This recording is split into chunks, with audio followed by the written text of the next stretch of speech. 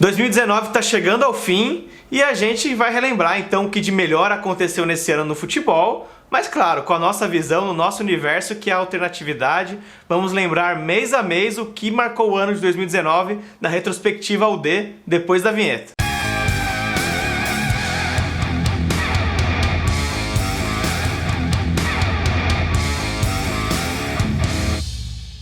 E antes de começar a falar sobre os destaques do ano de 2019, eu quero dar uma dica para quem segue o nosso canal, para quem está assistindo esse vídeo. Muito provavelmente você gosta de futebol, então nada melhor do que baixar o aplicativo do OneFootball. Você que não conhece, o link está aí na descrição. É um aplicativo, acho que o mais completo que tem de futebol, para quem gosta disso, para acompanhar tudo, ficar a par de tudo. Você escolhe o seu time preferido, pode ser time, pode ser seleção, e você vai ter acesso às notícias do dia a dia, né?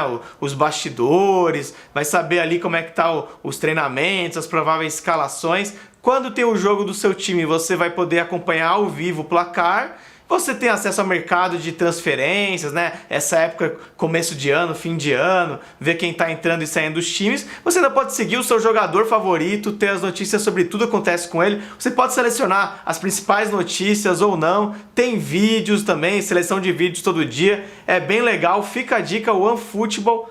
Olha o link aí na descrição.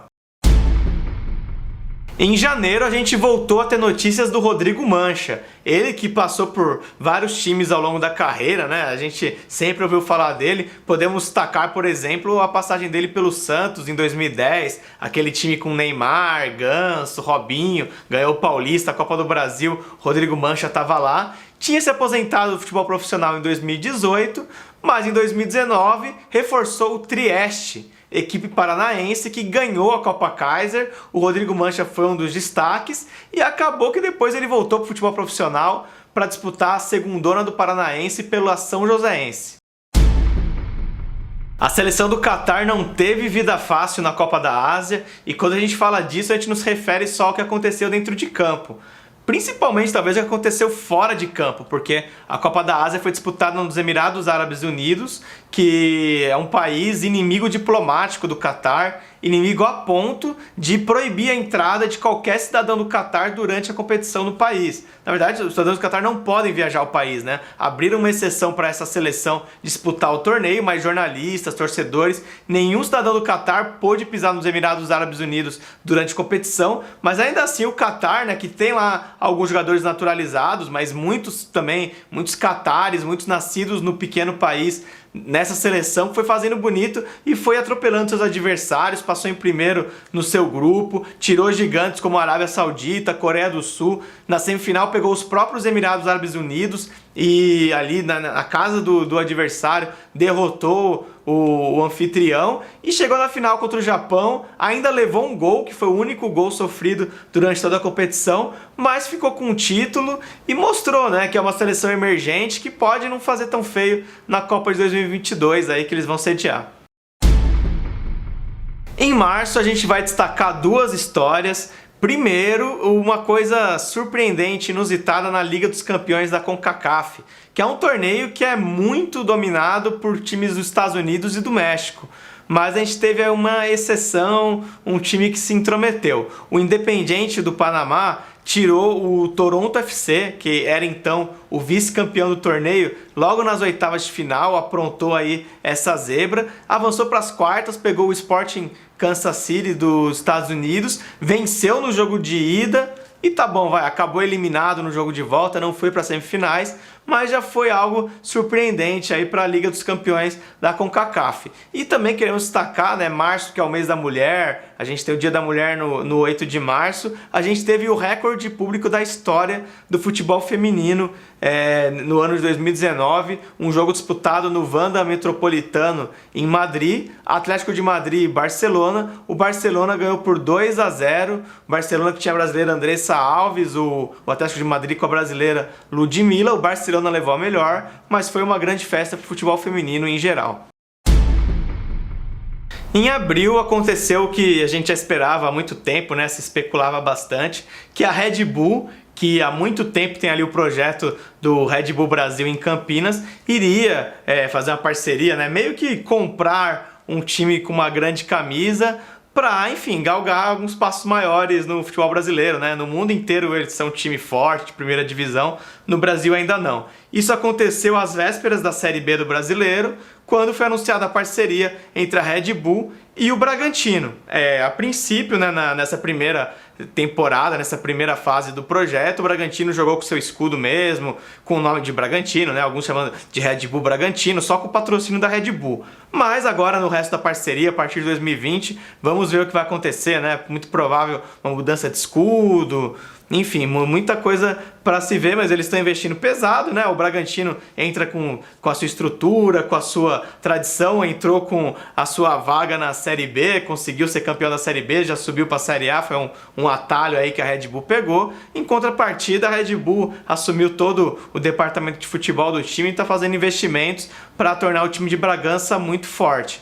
E a gente vai destacar também nesse mês os campeões estaduais, né? Os estaduais acabaram, a gente teve alguns alternativos fazendo bonito. O Toledo no Paraná, por exemplo, foi vice-campeão paranaense numa campanha bem bizarra, que o time fez campanha de rebaixado, porque ganhou um turno, mas no outro ficou ali nas últimas colocações. No somatório geral podia ser rebaixado, mas chegou na final do Paranaense. Teve o Bangu aqui, que eu tô vestindo a camisa, semifinalista do Carioca, bem legal ver o Bangu voltar a fazer uns brilharecos. Mas os campeões que a gente pode destacar foram o Frei Paulistano em Sergipe, né? Campeões inéditos. O Frei Paulistano venceu o Itabaiana na final em Sergipe, e o Vilhense em Rondônia, que o Ji-Paraná, que foi o vice, né? O Ji-Paraná bastante tradicional, mas a gente tem uma nova força no futebol de Rondônia, o Vilhense, campeão em 2019. Há muito tempo que os times da Nova Zelândia vinham dominando o futebol de clubes da Oceania, e não é à toa, né? Afinal, a Nova Zelândia é um país muito maior, muito mais rico do que as outras ilhotas do Oceano Pacífico. Afinal, a Austrália não faz mais parte da Confederação da Oceania. Mas em 2019 a gente teve uma grande surpresa, uma final da Liga dos Campeões da Oceania entre times da Nova Caledônia. O Yangon Sport e o Magenta fizeram a final, eliminaram o Auckland City e o Team Wellington da Nova Zelândia, e fizeram uma final espetacular, que foi decidida com um gol do meio de campo, vitória para o Yangon Sport, que fez, então, com isso, conseguiu jogar o Mundial de Clubes. Ainda fez bonito o Mundial de Clubes em dezembro ali, vendeu caro uma derrota para o Al Sadd, time do Catar, treinado pelo Xavi. A gente já contou isso num vídeo. Sensacional. Final entre times da Nova Caledônia e um time da Nova Caledônia no Mundial de Clubes. Em junho caiu um longuíssimo tabu num clássico paulistano, o clássico entre Nacional da Barra Funda e Portuguesa. Fazia 61 anos que o Nacional não derrotava a Lusa num jogo oficial, e isso finalmente aconteceu em 2019 pela Copa Paulista, de uma forma bem emocionante. O jogo estava 1-1 até os 43 minutos do segundo tempo, quando o Nacional ficou na frente do placar, a Lusa buscou o empate e ainda deu tempo do Nacional fazer o gol da vitória. 3-2 e fim desse incômodo jejum para os torcedores do Nacional. E um outro destaque é na Copa Africana de Nações, que a gente teve a seleção de Madagascar, que de cara já seria muito carismática, né? Uma seleção com jogadores com nomes gigantescos. Eu tenho uma colinha aqui só para dar um exemplo, ó. A gente tinha o Andriamaticinouro, Razakanetanaina, enfim, sobrenomes gigantescos de jogadores. Já chegou com uma seleção bem folclórica, né, estreando na competição, mas fez muito mais que isso. Ganhou da Nigéria na primeira fase, tirou a República Democrática do Congo, uma seleção forte na África, nas quartas de final, e acabou caindo, nas oitavas, acabou caindo nas quartas para a Tunísia, mas enfim, foi uma campanha histórica. Nota triste é que um outro jogador que tem um nome fácil de falar, mas bem inusitado, acabou não entrando, que é o Romário Baggio, um jogador que tem essa combinação de nomes em homenagem aos dois destaques da Copa de 94. Ele, que é malgache aí da seleção de Madagascar, não entrou em campo, mas fez sucesso no mundo inteiro no mês de junho.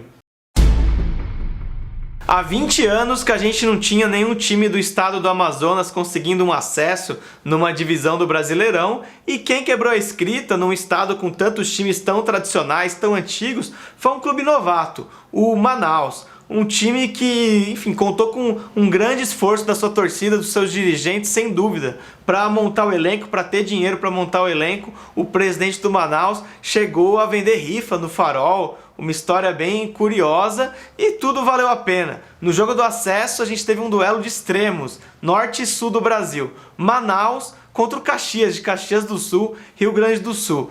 Nesse duelo, no jogo de ida, o Caxias venceu, mas aí na volta, na Arena Amazonas, o Manaus lotou o estádio, né? A torcida amazonense lotou o estádio para apoiar o seu clube, e o Manaus conseguiu reverter a desvantagem, conseguiu o acesso para a Série C, e depois na final ainda faria um outro duelo de extremos contra o Brusque de Santa Catarina. Acabou vice-campeão da Série D, o Brusque foi o campeão.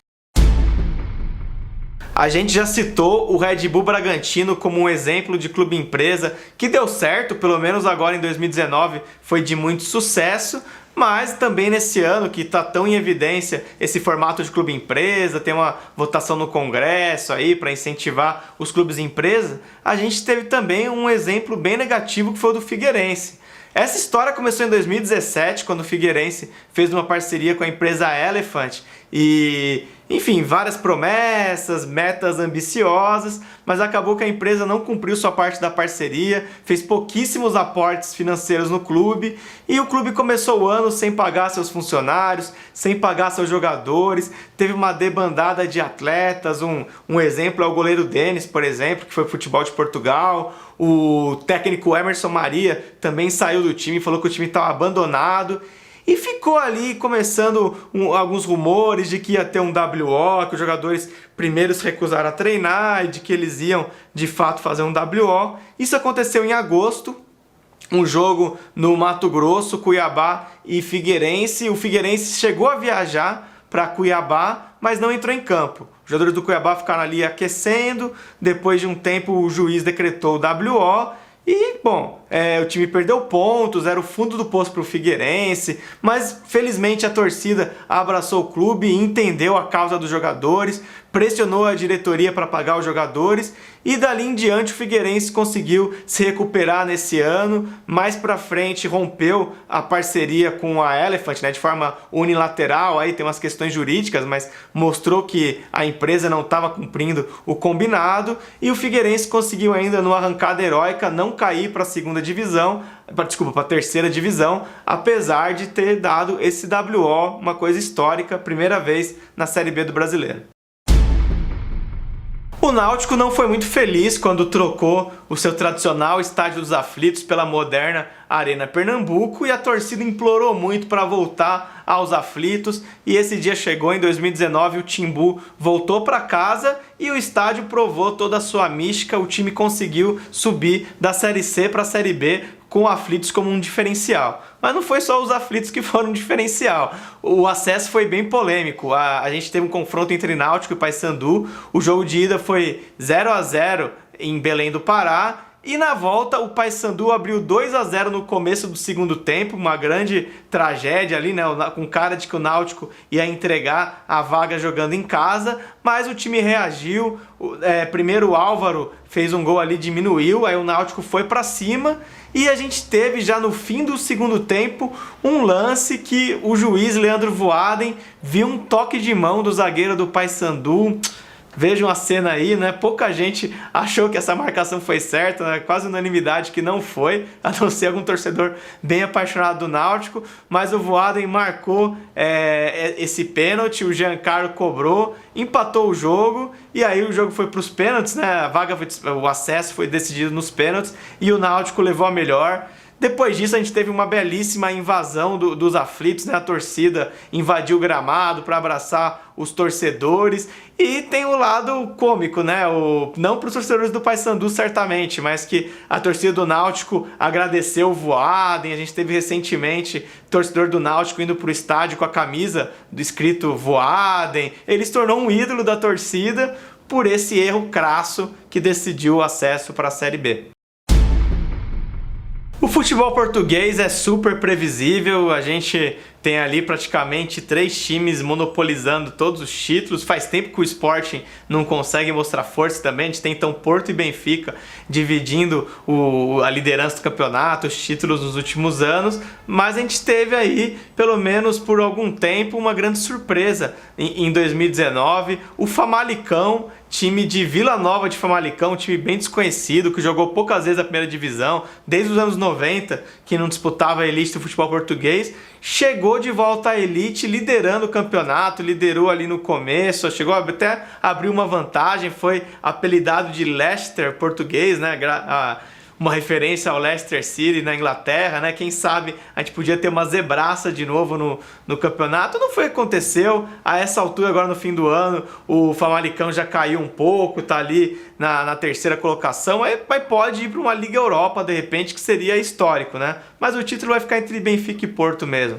É legal falar sobre o Famalicão, que é um time que valoriza muito sua torcida, tem um estádio bem acanhado, tem uma torcida pequena, mas é uma torcida que viaja muito por Portugal para acompanhar o time, e o clube retribui. A gente já teve uma história do time dando pizza de graça para os torcedores que foram acompanhar outra cidade, do time ajudando ali um ônibus de torcedores que quebrou no meio da estrada. A gente contou tudo num vídeo, vale a pena conferir, uma história bem bacana do Famalicão. Em novembro a gente vai destacar 3 histórias que a gente abordou bem detalhadamente ao longo do ano, fez vídeos sobre elas, então vou tentar ser breve. A primeira é sobre a final da Copa da AFC, que é o segundo torneio de clubes mais importante da Ásia. Nesse ano a gente teve uma final entre o 25 de abril, o time do Exército da Coreia do Norte, pertence mesmo ao Exército da Coreia do Norte, contra o Al-Ahly, time libanês extremamente ligado ao Hezbollah. Nessa final, que atraiu a atenção do mundo inteiro, ela deveria inicialmente ser disputada em Pyongyang, capital da Coreia do Norte, mas se fosse lá, provavelmente não ia ter transmissão internacional. O regime norte-coreano não costuma liberar imagens das partidas lá. Acabou que foi transferida para Kuala Lumpur, capital da Malásia, e lá a gente teve o jogo. O Al-Ahly foi campeão, 1-0, o maior título da história do futebol libanês. Também nesse mês a gente teve a final da Sul-Americana, que foi bem alternativa, um torneio que todo mundo esperava, né, que os gigantes do continente chegassem na final. A gente tinha Corinthians, Independiente, Atlético Mineiro, o Racing lá no começo, acabou enfrentando o Corinthians, mas enfim, várias camisas pesadas na competição, mas a final foi entre o Independiente Del Valle do Equador, que já tinha surpreendido um tempo atrás, né, foi finalista da Libertadores, voltou a uma final, tirou o Corinthians no seu caminho, e o Colón de Santa Fé na Argentina, que tirou o Atlético Mineiro também. Foi bem surpreendente chegar à final. E aí entre os dois, o Independiente Del Valle, né, uma final em Assunção, o Independiente Del Valle mostrou que tinha um time melhor no jogo único, ganhou por 3-1, até com certa facilidade, e conseguiu aí um primeiro título internacional. É bom destacar que o Del Valle é um time pequeno no Equador, nunca ganhou o campeonato equatoriano. É bem surpreendente mesmo ele ser tão forte internacionalmente. E para fechar nesse mês também, a gente teve a grande refugada do América Mineiro, depois de uma recuperação impressionante. O América começou a Série B muito mal, nas primeiras 16 rodadas passou 15 na zona de rebaixamento, mas depois com o treinador Felipe Tigrão conseguiu uma grande arrancada na reta final da Série B, até chegar na última rodada numa situação confortável para o acesso. Só dependia dele mesmo e ia receber no Independência o São Bento, um time já rebaixado. Mas acabou perdendo esse jogo, forma bem decepcionante para a torcida que encheu o Independência, né? Achou que o Coelho ia subir de novo. O América amarelou, mas nada apaga a linda recuperação que fez. E quem se beneficiou disso foi o Atlético Goianiense, que conseguiu ali segurar o Sport no outro jogo e ficou com acesso à 4ª vaga para a Série A. E no último mês de 2019 a gente teve 2 rebaixamentos inéditos na Série A do Brasileiro.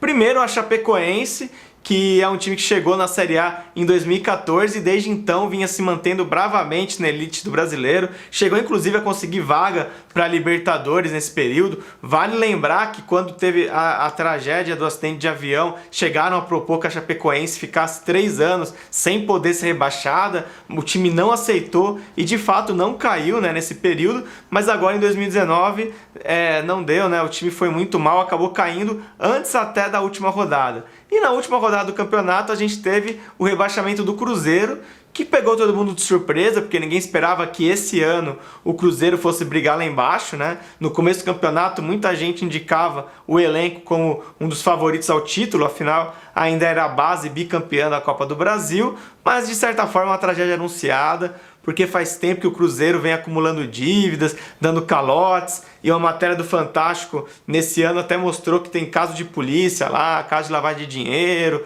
muita sujeira dos dirigentes, e a gente teve também problemas, o elenco, boicotando treinador, jogador não comprometido, enfim, a receita perfeita para um gigante cair. E o Cruzeiro ano que vem, né, com todas essas dívidas, vai ter que se estruturar muito bem, vai ter que se planejar muito bem para subir, porque não vai ter a cota que os times da Série A costumavam ter na Série B, mudou pro ano que vem, né? E vamos ver então como o Cruzeiro vai sair, torce para se recuperar. E é isso, a gente tentou dar uma pinçada mês a mês, pegando um destaque aqui e outro ali. Claro que muita coisa ficou de fora, então comentem aí, falem o que ficou de fora, complementem as informações que a gente deu. Fica o convite também, em janeiro a gente vai publicar os premiados dos 10 mais, que é um troféu, né, que a gente há um tempo já faz lá no site da Última Divisão, convida amigos jornalistas para votarem nos destaques alternativos do ano, com jogadores, equipes e jogos. A gente vai listar os 10 mais alternativos do ano nas 3 categorias.